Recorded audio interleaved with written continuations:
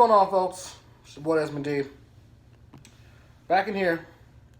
And I cannot believe I'm going to say this to y'all, but I got to keep it real with my fans here. SmackDown was actually decent today. Tonight. SmackDown was actually pretty good. The women's matches was awesome. The segment between Hogan and Wyatt was awesome. The Otis and Mandy Rose thing, that was awesome, but also it was sad at the same. It was so. I feel so bad for Otis, man. I just feel so bad. And I cannot wait for Dolph Ziggler to get his ass whooped, man. I cannot wait. Dolph Ziggler is officially public enemy number one. After that storyline, Dolph Ziggler is public enemy number one. I'm going to go over everything that went on with SmackDown tonight. I'm not going to tell y'all in order. I'm just going to tell y'all everything that went down because putting it in order don't make no damn sense. So, before we get started with this, you already know the rules. If you're brand new to the channel, please hit that subscribe button, tap that notification bell so you do not miss a single video. Also, you guys, please go over to my original channel, subscribe over there, which is Desmond D3. Subscribe over there, tap notification bell over there. 155 subscribers. Thank you guys so much for that. Also, follow me on social media at DesiDOfficial on Instagram and Twitter, Snapchat DesmondD23, and Twitch DesmondD_3. Let's get right into it with the SmackDown review. SmackDown on Valentine's Day, the 14th of February 2020 in Vancouver. Awesome crowd. Awesome crowd. So the show immediately started off with Alexa Bliss and Nikki Cross having their own, a moment of bliss show. They was going over who was favorite celebrity crush or anything like that, but outside of that situation, Carmella came out. She talking about looking at all the old throwback pictures back when they used to be in NXT. All this other stuff, you know what I'm saying? So, it was crazy. It was crazy. So, I'm going to cut right into the matches. Carmella versus Bayley for the Women's Championship. This match was awesome. I was like, finally, they actually putting Carmella in a situation where she looks great. Carmella looks great against Bayley for the Women's Championship. So, this match was awesome. I loved everything from top to bottom, and especially how Bayley is, Bayley and Sasha Banks, to me. Sasha Banks. Y'all know how much I love me some Sasha Banks. I love me some legit boss. The Blueprint. The former women's champion. But Sasha Banks and Bayley are the main two stars on the SmackDown roster. Carmella, she's doing cool. She's okay. Naomi, she's cool. She's getting up there. Darren Brooke and Lacey Evans, no. Alexa Bliss, Nikki Cross, no. Okay? Especially not Nikki Cross. And I mentioned this on Twitter too. Remember how Nikki Cross used to be? She used to be this heel, crazy person that everybody used to love. I miss that. I miss that Nikki Cross. Now we're just getting this Nikki Cross that we don't even know. She's like a female dog version of Alexa Bliss. I'm sorry. That's just how it is. But this matchup between Carmella and Bayley, this match was awesome, man. I love everything. The heel tactics from Bayley, it was simply amazing. Naomi came out right after the match and immediately got into Bayley's face, and Carmella and Naomi both was double teaming on Bayley. And Carmella and Bayley just had an awesome match. And Naomi and Carmella will be going at it next week for SmackDown for the number one contender spot to see who will face Bayley at Super Showdown. So I cannot wait to see that one. Cannot wait to see that one. What else happened on this one? So Sami Zayn and Cesaro. Apparently, Sami Zayn and Cesaro want to have their own protests and everything. When they have their own protests and all this other stuff, they try to perform, but out comes Elias interrupting Sami Zayn. I'm like, finally, Elias interrupting somebody else instead of somebody else interrupting Elias. Perfect. Absolutely perfect. I love every part of this segment, man. Vancouver, man, y'all was lit tonight, man. I'm so glad that y'all was there, man.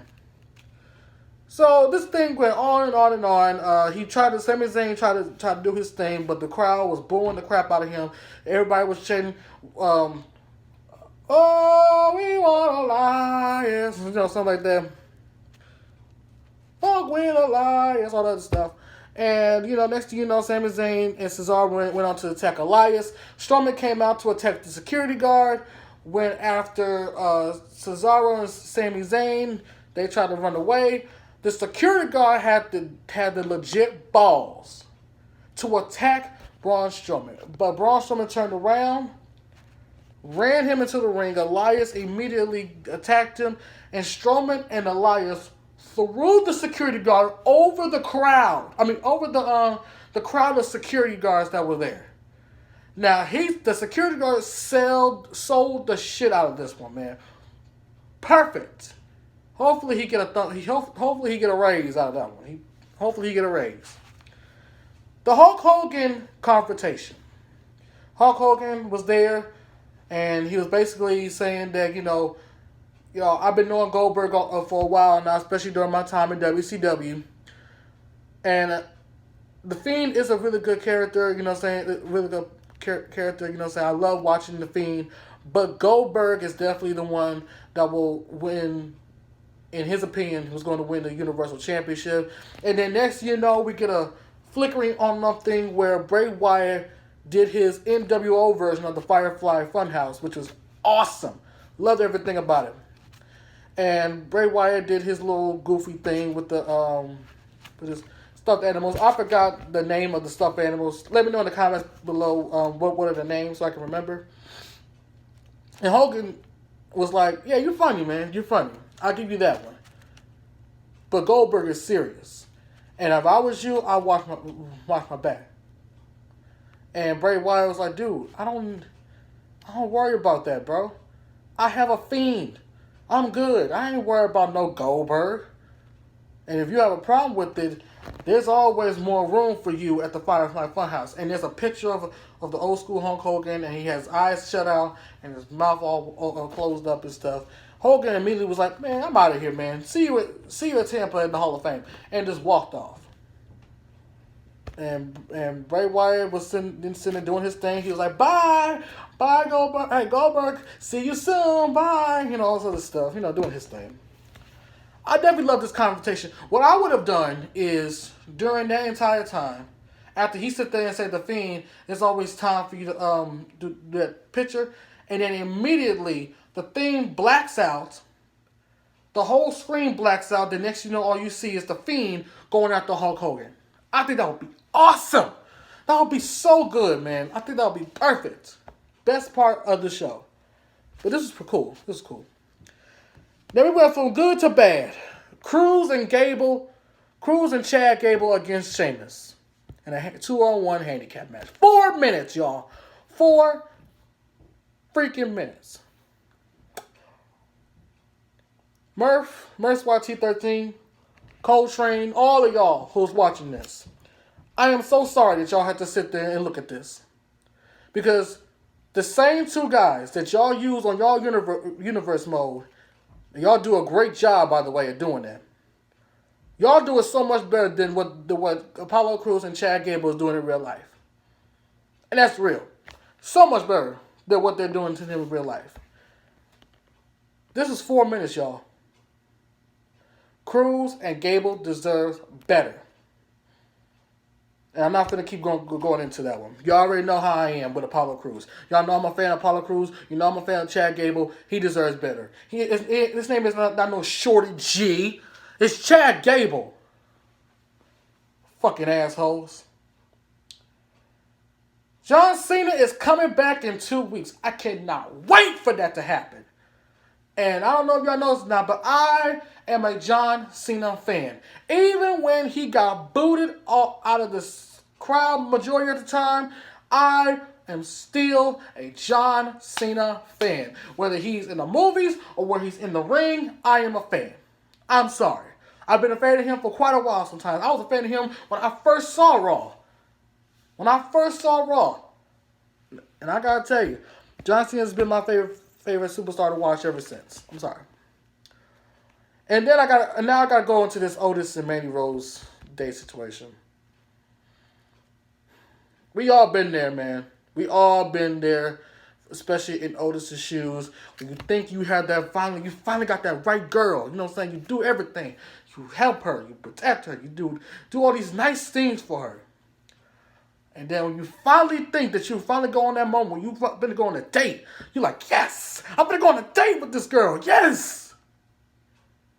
And then it comes crashing down by some high school bully who sit there and torments the crap out of you and sit there and bullies you for everything you do and then takes your girl.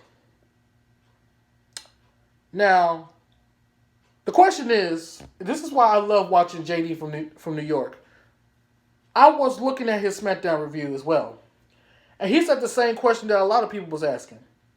How did Ziggler knew that Mandy Rose was going to be in the same hotel, not hotel, same restaurant as Mandy Rose and Otis?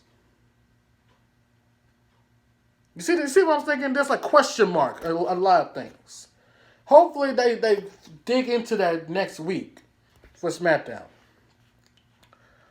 But I feel bad for Otis. He looked fresh.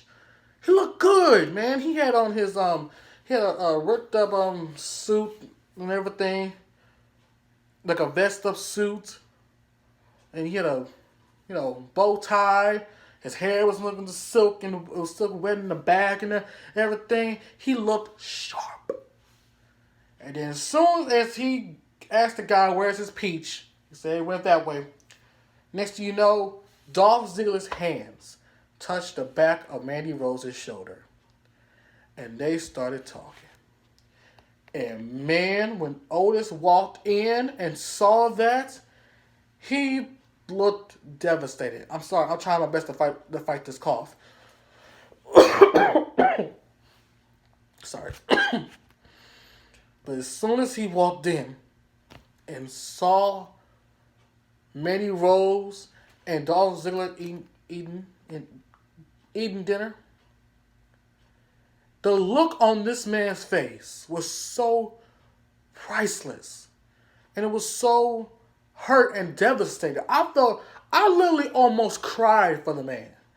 A tear almost came out of my eye for this man. Because Otis didn't deserve that. Even though we all knew he was going to get hurt eventually at some point, but not like this. You know what I'm saying? He looked at the flowers, he looked at the girl, and he dropped the flower and he instantly walked away.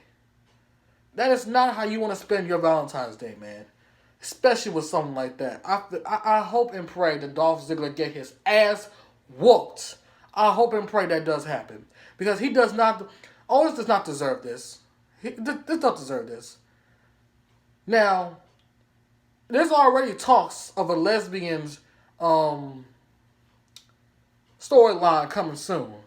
And it involves Sonya Deville and Mandy Rose. So I already know. What that's going to happen. So it's whatever, man. It's whatever. But this storyline was interesting. This storyline is so interesting. It's so interesting. I love it. Main event time, guys. Main event time. Miz and Morrison against Reigns and a mystery partner. Who was the mystery partner? Yes! Daniel Bryan. Now, I love Daniel Bryan. I love Daniel Bryan. I love Roman Reigns. I stopped liking Miz and Morrison for months now. It hasn't even really, it feel like it's been years. This was a pretty cool This was a pretty cool tag team match. Now, what messed me up the most is, before this match happened, they said that after what Corbin did to a fan last week, and poured pop or beer or whatever he had on his head, he was suspended for 1 week. That means we was not going to see Corbin. And I said, yes, thank you. For one show, we could get rid of Corbin.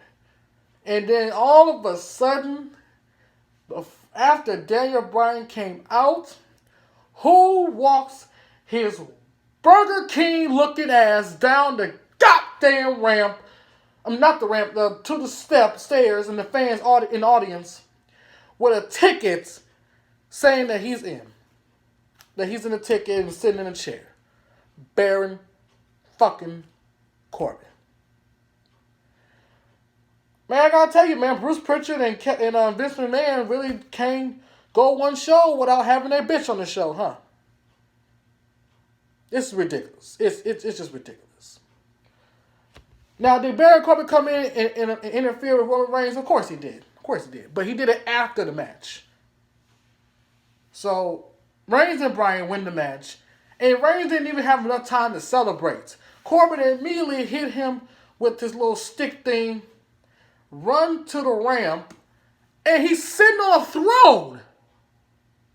How are you going to sit there and tell all of us that this man is suspended for 1 week, but his chair is standing in the middle of the ramp? On top of the stage? What type of shit is this?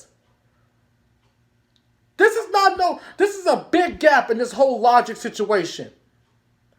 This is a messed up situation. You're supposed to sit there when you suspend somebody for 1 week and they do some shit like this. They just immediately just walk to the back or they just walk on stage and do a little taunt thing that they walk off. No, you got their chair right there. But what type of mess is that? I don't know. SmackDown was decent, y'all. SmackDown was decent. I'm not going to go in here and just go on a limb talk all this crap about it, but SmackDown was cool. SmackDown was cool tonight. Now, can they do it again next week? I doubt it. I already know it's going to be the same garbage. I already know. But yeah, guys, this is going to be the end of this video. Hope you guys enjoy it. If you did, give this video a big fat thumbs up. Make sure you like, comment, subscribe. Turn the notification bell so you not miss any single videos, y'all. Go over to my original channel at Desmond D3. Subscribe over there. Tap that notification bell as well. We currently got 155 subscribers over there. And we just got 18 subscribers over here. That is a blessing. Thank you guys so much for that. Thank you guys so much for all the support. This is Desmond D saying, peace.